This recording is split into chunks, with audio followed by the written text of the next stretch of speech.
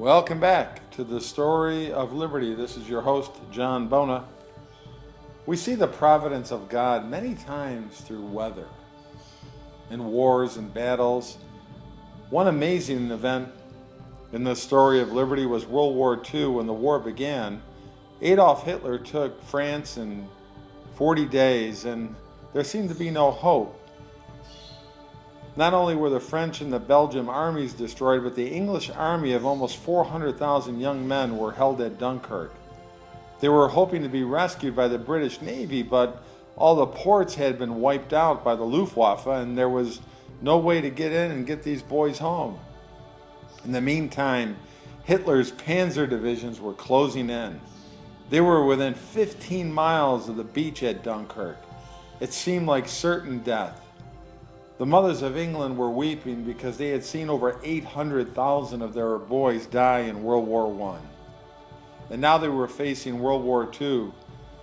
400,000 of their boys sitting on those beaches, ready to be mowed down by the German tank divisions. At this time, the English people cried out to Almighty God. Their own king and a new prime minister, Winston Churchill, they went to Westminster Cathedral and they lay prostrate on the floor. They cried to God for deliverance. Churchill said it'll be a miracle if we get 20,000 of our boys back. Well, unbeknownst to them at this very moment, a huge storm was brewing. And a couple days later, Adolf Hitler made a big mistake.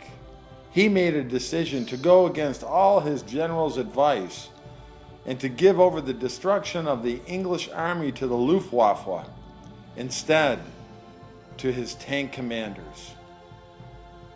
He gave the decision to the Luftwaffe, to his Air Force, and as they were taking off, a huge storm fell upon the English Channel, and they couldn't find the Englishmen.